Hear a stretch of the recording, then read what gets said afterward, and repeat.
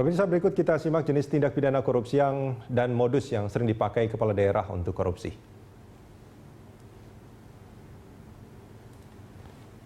Korupsi terkait pengadaan barang atau jasa yang dibiayai APBN atau APBD, korupsi dalam penyalahgunaan anggaran, korupsi dalam perizinan sumber daya alam yang tidak sesuai ketentuan, korupsi penggelapan dalam jabatan, kemudian ada korupsi pemerasan dalam jabatan, korupsi penerimaan suap, gratifikasi, korupsi penerimaan uang dan atau barang yang berhubungan dengan jabatan. Ini sumbernya dari KPK. Nah, itu tadi tindak pidana korupsinya. Dan ini adalah modus korupsi di daerah. Di antaranya, kepala daerah gunakan uang dengan bukti palsu. Pengusaha mempengaruhi kepala daerah mengintervensi proses pengadaan barang atau jasa. Pengusaha, pejabat eksekutif, dan pejabat legislatif daerah bersepakat untuk mengecilkan harga aset Pemda.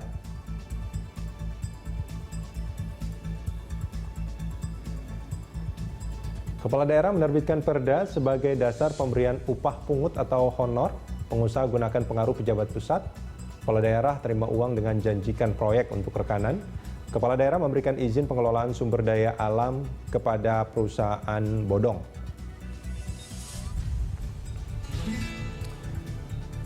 Ya, itu tadi jenis-jenis tindak pidana korupsi dan juga modus-modusnya yang dilakukan di daerah yang sumbernya dari KPK. Dan saat ini sudah bergabung bersama kita melalui sambungan telepon Wali Kota Bogor, Bima Arya. Kang Bima. Iya. Kang Bima, selamat sore, Kang. Selamat sore. Kang, ini kita lagi bicara soal apa yang dilakukan oleh Basuki Cahayapurnama terkait proses penyusunan anggaran. Jelas-jelas dia sangat berseberangan dengan Dewan. Banyak sekali di lini masa di media sosial, bahkan di media mainstream, yang menyatakan bahwa masyarakat itu sangat antusias dan sangat mendukung apa yang dilakukan oleh Basuki Cahayapurnama. Apakah ini akan memberikan efek ke daerah menurut Anda, Kang? Spiritnya, semangatnya, saya kira sama lah semua kita ya. Saya pun sejak awal dilantik itu menyatakan beberapa prinsip yang sangat harus diperhatikan ketika kita menyusun anggaran. Ya, pertama, spirit yang terkait dengan prioritas kebutuhan kita. Yang kedua, spirit untuk efisiensi, ya. Jadi yang tidak jelas anggaran-anggarannya itu kita kaji kembali.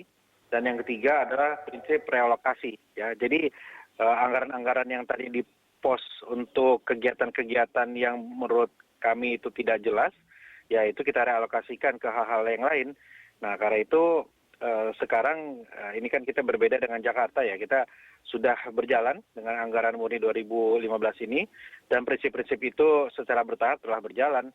Jadi ada alokasi yang besar untuk belanja langsung, kemudian ada pemotongan besar-besaran ke pos-pos yang selama ini kita lihat tidak efektif, ya, tidak memberikan dampak langsung bagi warga, gitu. Kang Bima, apakah ada di wilayah Kang Bima ini yang terjadi di Jakarta? Artinya ada mata-mata anggaran yang sebelumnya yang diajukan oleh eksekutif, terus tiba-tiba tidak ada, tapi kemudian pas setelah proses pembahasan tiba-tiba ada. Saya kira kuncinya adalah komunikasi. Ini kan ada TAPD, ya, ada tim anggaran dari kami dipimpin oleh Pak Sekda yang mengkonsolidasikan semua konsep penganggaran pada pimpinan SKPD.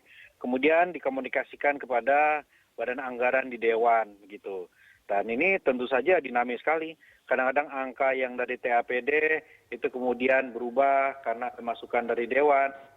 Tetapi saya rasa ini sangat dinamis, ya, karena kita percaya bahwa masing-masing punya rasionalisasi atas konsepnya, begitu.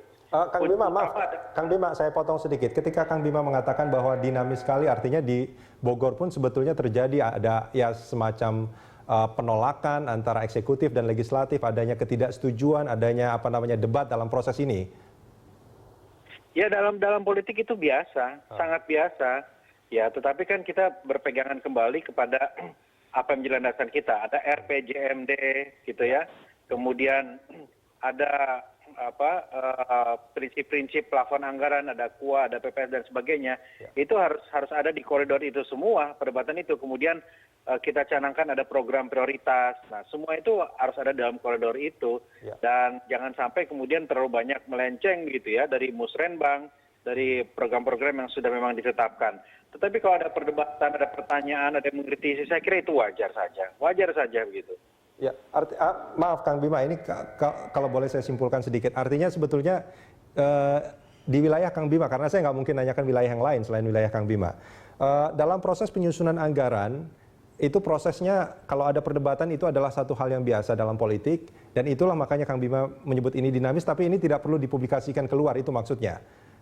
Karena bisa diselesaikan di dalam antara eksekutif dan legislatif karena ada prosedur tertentu. Ya, sebetulnya tidak masalah, dibuka keluar pun tidak masalah. Ya, sangat baik kalau perdebatan itu juga dikonsumsi oleh publik, karena kita memperdebatkan sesuatu yang sebetulnya menjadi kepentingan kita bersama, gitu ya. Misalnya, apakah sudah saatnya kita mengalokasikan 40 miliar untuk pembebasan lahan untuk realokasi PKL, gitu ya. Nah, ini saya kira perdebatan ini tidak apa-apa dibuka ke publik untuk dilihat gitu. Tapi kemarin itu ya. Artinya yang dilakukan oleh Ahok selama ini misalkan menyebut ada anggaran siluman lah, ada UPS yang sebetulnya ya kan, itu menurut Anda bagaimana? Setiap daerah itu berbeda-beda konteksnya. Ya, Jakarta tentu saja postur APBD-nya kan jauh lebih dahsyat dibanding Kota Bogor. Ya, Bogor hanya 2 triliun begitu ya. Ya, jadi isunya berbeda, konteksnya berbeda, dan saya kira yang penting itu sebetulnya membangun semangat kebersamaan untuk membuat anggaran ini betul-betul lebih berpihak pada rakyat, itu saja. Dan itu bisa melalui proses dialog. Seperti itu. Kang Bima, Anda ingin mengatakan bahwa sebetulnya apa yang dilakukan oleh Ahok di Jakarta ini, semangatnya, spiritnya itu sebetulnya menjadi spirit hampir semua kepala daerah. Itu yang ingin Anda, ya. Persis, ya harus seperti itu semangatnya ya. Semangat untuk membuat APBD berpihak kepada rakyat, memprioritaskan anggaran yang penting, itu harus dimiliki oleh semua. Tetapi untuk metodenya, caranya, komunikasinya, strateginya, itu kan berpulang kepada masing-masing ya. Ada gaya kepemimpinan yang berbeda, gaya komunikasi yang berbeda, bagaimana membangun kebersamaan dengan Dewan dengan cara yang berbeda-beda, kan begitu. Dan menurut Anda apa yang dilakukan oleh Ahok ini perlu nggak? Saya tidak mau mengomentari terlalu jauh tentang kepemimpinan ya. Saya kira masing-masing kepala daerah punya gaya sendiri. Yang saya apresiasi dari sahabat saya Pak Ahok ini adalah spiritnya ya untuk melakukan evaluasi secara besar-besaran lah ya dalam konteks penganggaran ini gitu. Dan menurut Anda apakah yang dilakukan oleh Ahok ini akan berpengaruh kepada Anda sebagai kepala daerah dan juga kepala daerah lainnya menurut Anda? Ya, bagi saya ketika mulai sama niatnya kita untuk menyusun anggaran yang betul-betul berpihak pada rakyat dan untuk memastikan bahwa setiap rupiah itu kembali pada rakyat. Kalau istilah yang saya sampaikan, uang rakyat kembali ke rakyat. Jangan dipotong, jangan disunat untuk yang lain-lain. Dan Anda, menurut Kang Bima, perlu nggak masyarakat juga tahu apa sebetulnya yang terjadi dalam proses penyusunan anggaran? Sangat perlu, sangat baik. Ya, kita biasakan untuk diekspos rapat terbuka, dan anggaran sekarang pun saya instruksikan kepada semua SKPD, kecamatan, kelurahan untuk memasang kegiatan-kegiatan yang akan berjalan supaya diawasi secara bersama. Jadi keterbukaan ini mulai dari perencanaan, kemudian sekarang warga bisa tahu mulai proses lelang di mana, kegiatan apa saja, dan ketika berjalan juga sudah harus bisa dikoreksi ya, serapannya sampai mana begitu. Jadi inilah era keterbukaan yang saya kira harus jadi komitmen kita semua. Oke, Kang Bima, ini kan kalau yang dilakukan oleh Ahok ini kan mengatakan bahwa ya masih dalam tanda kutip diduga banyak sekali markup yang dilakukan dalam proses penyusunan anggaran itu dan akhirnya dia melemparkan ini kepada publik. Menurut Anda apakah langkah seperti ini perlu dilakukan untuk menjadi mungkin semacam inspirasi lah gitu untuk kepala daerah lain untuk juga berani melakukan ini? Saya sampaikan ya.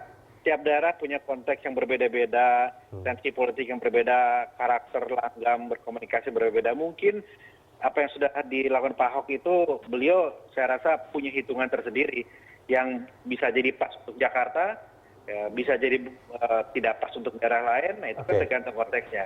Oke, tergantung konteksnya. Dan menurut Anda di daerah lain konteksnya pas nggak untuk dilakukan seperti apa yang dilakukan oleh Ahok di Jakarta? Sekali lagi, tergantung kasusnya. Kalau di Bogor, itu kan kasusnya berbeda. Kita sudah melewati fase itu. Kita sudah membangun dengan kebersamaan dengan Dewan, gitu. Bahkan saya dengar Ketua DPRD Bogor itu merasa sangat dekat sekali dengan kepala daerahnya ya. Jadi sangat harmonis, bahkan kalau bisa Jakarta meniru apa yang terjadi di Bogor. Ya, namanya politik kan dinamis sekali lagi ya. Bisa jadi sekarang harmonis, nanti penuh dinamika lagi begitu.